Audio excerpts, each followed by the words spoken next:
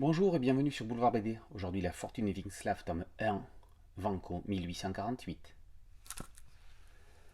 Après avoir fui l'Europe avec l'aide de Veska Stojanova, Vanco Vinxlav débarque sur le nouveau continent. Ils se sont mariés sur le bateau. Elle est couturière. Le bureau d'immigration leur délivre une attestation de résident.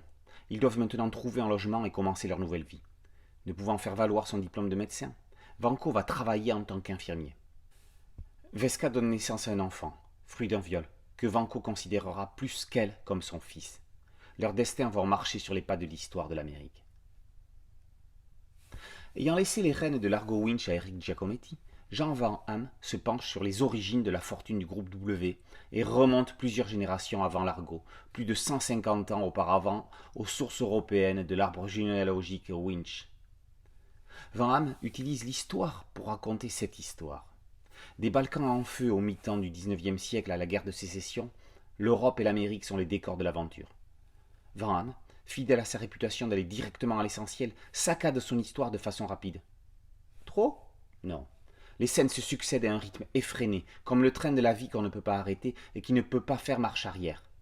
En 54 planches, on sait tout de la vie, non seulement de Vanco, mais aussi de ses enfants, son fils adoptif et son cadet qu'il aura avec une infirmière, fille d'un richissime marchand de whisky.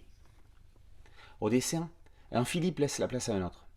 Le trait dynamique et anguleux de Philippe Franck laisse place à la ligne claire réaliste de Philippe Berthet.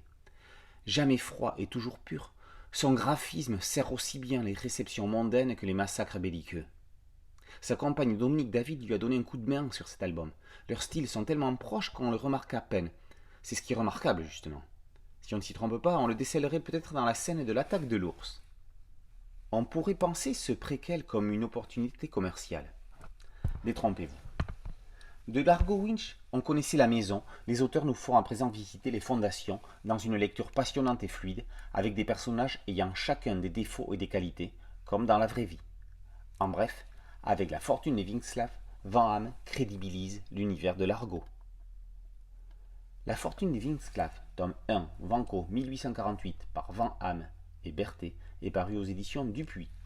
Boulevard BD, c'est un podcast audio et une chaîne YouTube. N'oubliez pas de liker, de vous abonner et d'activer la cloche de notification pour être prévenu des nouvelles chroniques. A très bientôt sur Boulevard BD. Ciao.